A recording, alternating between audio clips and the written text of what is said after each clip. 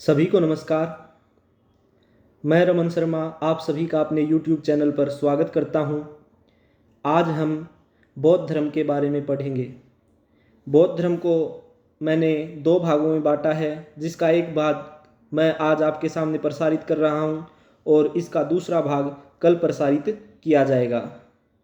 जो आज का पहला भाग है, इसके अंदर गौतम बुद्ध के जीवन के बारे में बात की जाएगी। उन्होंने क्या क्या किया, कैसे किया और उनका जो जीवन वृतांत है उसको विस्तार के साथ पढ़ा जाएगा। दोस्तों, जब महात्मा बुद्ध का जन्म होने वाला था, तब उनके जन्म से पहले जब वो अपनी माता के गर्भ में थे, उस समय उनकी माता को स्वप्न में सफ़ेद हाथी दिखाई दिए थे। यह बात उन्होंने अपने पति से बताई, राजा शुद्धोधन को। तो राजा शुद्धोधन ने ये अपने विद्वान और जो पंडित थे उनके दरबार में उनको बताई। जब गौतम बुद्ध का जन्म हुआ, तब वहाँ जो उपस्थित विद्वान थे उन्होंने कहा कि यह बड़ा होकर या तो बहुत बड़ा राजा होगा या बहुत बड़ा सन्यासी होगा। तब राजा शुद्धोधन ने उसे एक बहुत बड़ा राजा बनाने के लिए सांसारिक दुनिया से दूर रखा, ताकि वह वैराग्य को प्राप्त न कर सके, और उसका विवाह 16 वर्ष की आयु में ही कर दिया था। लेकिन धीरे धीरे उसके मन में वैराग्य आने लगा। वो कैसे आने लगा? जब वो बड़े हुए तो उन्होंने कभी भी महल से बाहर निकल के बाहर की दुनिया को नहीं देखा था। तो एक बार उनका मन किया कि मैं बाहर जाके देख के आता हूँ कैसा संसार है, लोग क्या करते हैं। तो जब वो बाहर गए तो उन्होंने एक बूढ़े आदमी को देखा। जब उन्होंने उस बूढ़े आदमी को देखा तो अपने सारथी से पूछा कि यह कौन है। तो उसने कहा यह एक बूढ़ा आदमी है। तो उसे बड़ा आश्चर्य हुआ कि आदमी जवान होता है, सुंदर होता है, हृष्ट पुष्ट होता है, लेकिन एक समय आके उसकी ऐसी हालत हो जाती है, उसका मन दुखी हो जाता है, वह वापस अपने महल में आ जाता है। जब वह दूसरी बार बाहर घूमने के लिए जाता है तो वह एक बीमार व्यक्ति को देखता है। तो बीमार व्यक्ति को देखकर उसके मन में फिर यह बात आती है कि आदमी बीमार भी होता है, जिसे बहुत दुख उठाना पड़ता है। वह फिर अपने महल में आ जाता है। फिर तीसरी बार फिर घूमने के लिए बाहर जाता है तो उस समय एक मरे हुए व्यक्ति को देखता है, एक लाश को देखता है। उसके परिवारजन उसकी लाश के सामने बैठ के रो रहे थे। तो उसे पता चलता है कि आदमी मरता भी है। उसके मन में और भी ज़्यादा उद्वेग उत्पन्न होता है और वो वापस अपने घर पर आ जाता है। फिर एक बार फिर वो घूमने के लिए बाहर जाता है तो अब की बार एक सन्यासी को देखता है। तो वो अपने सारथी से पूछता है यह कौन है, जिसे अपने आसपास के संसार के बारे में कोई चिंता नहीं है, यह खुद में ही मग्न है। तो वो बताता है यह एक सन्यासी है, यह सांसारिक दुखों से दूर होकर अपना जीवन व्यतीत करता है। तो इस तरह से उसके मन में भी सन्यासी बनने की इच्छा उत्पन्न हुई और वो अपने घर से निकलकर एक सन्यासी के लिए बनने के लिए निकल पड़ा था। और उसने किस प्रकार से तपस्या की और किस प्रकार से उसका जीवन वृत्तांत चला, उसके बारे में जो महत्वपूर्ण प्रश्न बनते हैं उनको आज हम पढ़ेंगे। चलिए शुरुआत करते हैं। महात्मा बुद्ध का जीवन परिचय। तो पहला क्वेश्चन बनता है बौद्ध धर्म का संस्थापक। तो बौद्ध धर्म का संस्थापक गौतम बुद्ध थे। नेक्स्ट क्वेश्चन, एशिया का ज्योतिपुंज किसे कहा जाता है? तो एशिया का ज्योतिपुंज गौतम बुद्ध को कहा जाता है। इसकी जगह पे यह क्वेश्चन भी पूछ सकता है लाइट ऑफ एशिया किसे कहा जाता है? तो गौतम बुद्ध को लाइट ऑफ एशिया कहा जाता है। नेक्स्ट क्वेश्चन, गौतम बुद्ध का जन्म 563 ईसा पूर्व में कपिलवस्तु के लुम्बिनी में हुआ। ये पूछा जाए गौतम बुद्ध का जन्म कब हुआ? तो 563 ईसा पूर्व में हुआ। कहां पर हुआ? लुम्बिनी में हुआ। नेक्स्ट क्वेश्चन, गौतम बुद्ध के पिता का नाम राजा शुद्धोधन, और ये किस वंश से संबंधित थे? शाक्य वंश से संबंधित थे। नेक्स्ट, गौतम बुद्ध की माता का नाम क्या था? तो गौतम बुद्ध की माता का नाम माया था। कहीं कहीं महामाया भी बोला गया है। तो ऑप्शन में या तो माया मिलेगा, नहीं तो महामाया मिलेगा। आप आंसर टिक कर सकते हैं उसे। नेक्स्ट है, गौतम बुद्ध की माता माया की मृत्यु उनके जन्म के 7वें दिन हो गई थी। जब गौतम बुद्ध 7 दिन के हुए थे तो उनकी माता स्वर्ग सिधार गई थी। नेक्स्ट क्वेश्चन, गौतम बुद्ध का पालन पोषण उनकी सौतेली मां प्रजापति गौतमी ने किया था।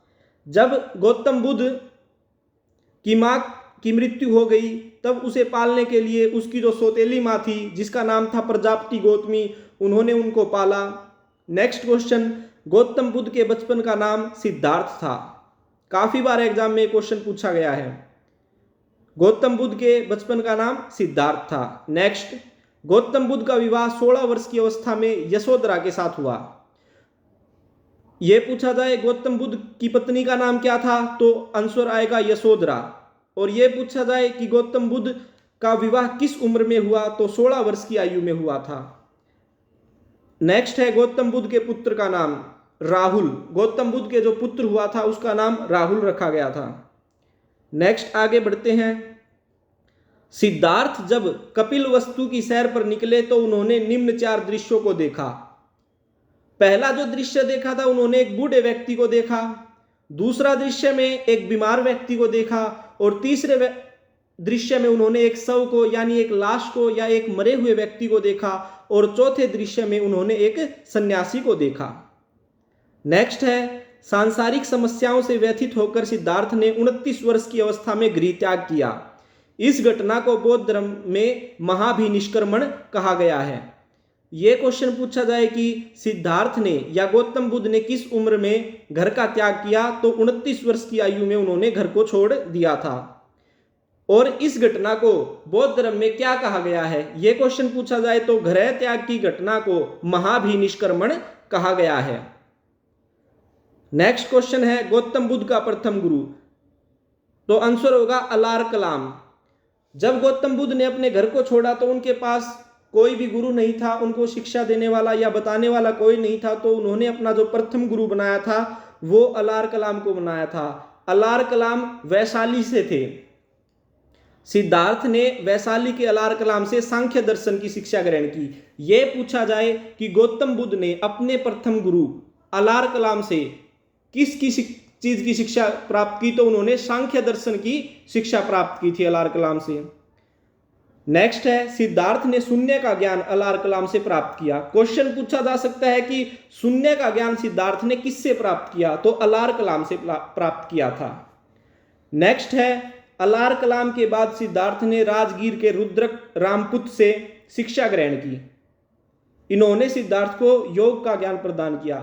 जब गौतम बुद्ध को यह लगा कि मुझे इस ज्ञान से ज्यादा और भी ज्ञान की आवश्यकता है, तब उन्होंने अलार कलाम को छोड़कर आगे बढ़ने की ठानी। और जब उन्होंने अलार कलाम के बाद अपना दूसरा गुरु रुद्रक रामपुत को बनाया। और ये रुद्रक रामपुत का संबंध या ये कहां से थे, तो रुद्रक रामपुत राजगीर से थे। ये पूछा जाए सिद्धार्थ ने रुद्रक रामपुत से किस चीज की शिक्षा ग्रहण की, तो योग की शिक्षा ग्रहण की। लेकिन गौतम बुद्ध तो एक अलग ही रास्ते पे निकले हुए थे। उन्हें 1 या 2 गुरु से कहां पूर्ण सत्य की प्राप्ति होने वाली थी, तो इसलिए वो उन्हें भी छोड़कर आगे बढ़े। तो आगे बढ़ने पर वे एक जगह पे पहुंचे। उस जगह का नाम था उरुवेला। उरुवेला में सिद्धार्थ को 5 साधु मिले। उन 5 साधुओं के क्या नाम थे, कौंडिन्य, वप्पा, भादिया, महानामा और अस्सागी। मोस्ट इंपोर्टेंट क्वेश्चन है कि उरुवेला में सिद्धार्थ को कितने साधु मिले, 5 मिले। अगर उनके नाम पूछे जाए तो उनके नाम है कौंडिन्य, वप्पा, भादिया, महानामा और अस्सागी। अब उरुवेला में सिद्धार्थ ने इन 5 साधुओं के साथ कुछ समय तपस्या की, लेकिन उन्हें फिर भी ज्ञान की प्राप्ति नहीं हुई। तो वो फिर अकेले ही आगे बढ़ गए और अपनी तपस्या को आरंभ किया।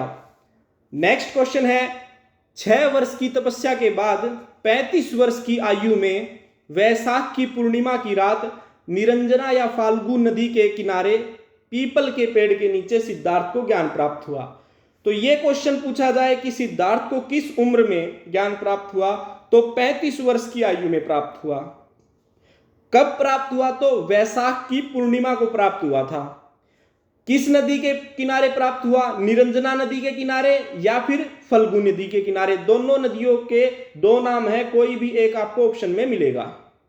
अब पूछा जाए कि सिद्धार्थ को किस पेड़ के नीचे ज्ञान की प्राप्ति हुई, तो सिद्धार्थ को पीपल के पेड़ के नीचे ज्ञान की प्राप्ति हुई। नेक्स्ट है, ज्ञान प्राप्ति के बाद सिद्धार्थ बुद्ध के नाम से जाने गए। जब सिद्धार्थ को ज्ञान प्राप्त हुआ तब उनका नाम सिद्धार्थ से बदलकर बुद्ध पड़ गया। लोग उन्हें बुद्ध कहने लगे, यानी जिसको ज्ञान का बोध हो गया है वह कहलाया बुद्ध। और जिस जगह पे उन्हें वह ज्ञान प्राप्त हुआ था उस जगह का नाम हो गया बोध गया। काफी बार क्वेश्चन पूछा गया है बोध गया कहां पर है, तो बोध गया बिहार में स्थित है। नेक्स्ट क्वेश्चन, बुद्ध ने अपना प्रथम उपदेश सारनाथ में दिया। अब जब उन्हें ज्ञान प्राप्त हो गया था तो वो लोगों को अपने उपदेश भी देंगे, तो उन्होंने अपना पहला उपदेश सारनाथ में दिया। और उनके इस पहले उपदेश को देने की घटना को बौद्ध धर्म के अंदर क्या कहा गया है, तो इस घटना को धर्म चक्र परिवर्तन कहा गया है। मोस्ट इंपोर्टेंट क्वेश्चन है ये। नेक्स्ट, बुद्ध ने अपने सर्वाधिक उपदेश कौशल देश की राजधानी श्रावस्ती में दिए। अब क्वेश्चन ये बनता है कि बुद्ध ने अपने सर्वाधिक उपदेश या सबसे ज्यादा उपदेश किस जगह पे दिए, तो वो है उत्तर होगा श्रावस्ती। अब एक क्वेश्चन और बनता है कि कौशल देश की राजधानी क्या थी, कौशल देश की राजधानी थी श्रावस्ती। या ये पूछा जा सकता है कि श्रावस्ती किस देश की राजधानी थी, तो कौशल देश की राजधानी थी। नेक्स्ट क्वेश्चन, बुद्ध ने अपने उपदेश पाली भाषा में दिए। क्वेश्चन पूछ सकता है बुद्ध ने अपने उपदेश किस भाषा में दिए, तो पाली भाषा में। पाली भाषा उस समय की आम बोलचाल की भाषा थी और उन्होंने इस भाषा में उपदेश इसलिए दिए ताकि वहां के लोग आसानी से समझ सके। हमने पहले जैन धर्म के बारे में पढ़ा था, उसके अंदर महावीर स्वामी ने अपने उपदेश प्राकृत भाषा में दिए थे और बुद्ध ने अपने उपदेश पाली भाषा में दिए हैं। अगर आपने जैन धर्म के बारे में वीडियो नहीं देखी है तो उसका लिंक डिस्क्रिप्शन में दिया गया है, आप जाकर उसे देख सकते हैं। नेक्स्ट क्वेश्चन, महात्मा बुद्ध द्वारा बताया गया अष्टांगिक मार्ग। तो जो महात्मा बुद्ध द्वारा अष्टांगिक मार्ग बताया गया है या 8 बातें बताई गई हैं वो इस प्रकार है: सम्यक दृष्टि, सम्यक संकल्प, सम्यक वाणी, सम्यक कर्मांक, सम्यक आजीव, सम्यक व्यायाम, सम्यक समृद्धि, सम्यक समाधि। नेक्स्ट क्वेश्चन, बौद्ध धर्म का परम लक्ष्य। तो बौद्ध धर्म का परम लक्ष्य है निर्वाण। नेक्स्ट, महात्मा बुद्ध ने निर्वाण प्राप्ति को सरल बनाने के लिए 10 सीलों पर बल दिया है। निर्वाण का अर्थ है इस जन्म मृत्यु के जंजाल से छूटकर परम पद को प्राप्त करना, तो उसे निर्वाण कहते हैं। तो महात्मा बुद्ध ने निर्वाण प्राप्त करने के लिए 10 सरल उपाय बताए हैं, तो वो क्या है? अहिंसा यानी हिंसा न करना या लड़ाई झगड़ा न करना। फिर है सत्य बोलना, चोरी न करना, संपत्ति न रखना, मद्य सेवन न करना अर्थात किसी भी प्रकार का नशा नहीं करना। फिर है असमय भोजन न करना, सुखप्रद बिस्तर पर न सोना, धन संचय न करना, क्षत्रियों से दूर रहना, नृत्य गाना आदि से दूर रहना। ये 10 सील महात्मा बुद्ध ने बताए हैं। इनमें से जो शुरू के 5 सील हैं वो गृहस्थों के लिए थे और जो साधु सन्यासी थे उनके लिए ये 10 के 10 सील लागू होते थे। नेक्स्ट है, महात्मा बुद्ध की मृत्यु 80 वर्ष की अवस्था में 483 ईसा पूर्व में कुशीनगर में हुई। महात्मा बुद्ध की मृत्यु कब हुई ये क्वेश्चन पूछा जाए तो 80 वर्ष की आयु में हुई। ये पूछा जाए कि कौन से सन में हुई तो 483 ईसा पूर्व में हुई।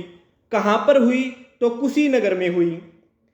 और जो महात्मा बुद्ध की मृत्यु हुई थी या महात्मा बुद्ध ने जो निर्वाण प्राप्त किया था उस घटना को बौद्ध धर्म में क्या कहा गया है? तो बौद्ध धर्म में उस घटना को महापरिनिर्वाण कहा गया है। नेक्स्ट क्वेश्चन, बुद्ध का अंत्येष्टि संस्कार किसने किया? तो बुद्ध का अंत्येष्टि संस्कार मल्लों ने किया था। नेक्स्ट, बुद्ध की मृत्यु के बाद उनके शरीर के अवशेषों को 8 भागों में बांटकर उन पर 8 स्तूपों का निर्माण कराया गया। तो क्वेश्चन पूछ सकता है बुद्ध की मृत्यु के बाद उनके शरीर के अवशेषों को कितने भागों में बांटा गया? 8 भागों में। और कितने स्तूप बनाए गए? तो 8 स्तूप बनाए गए।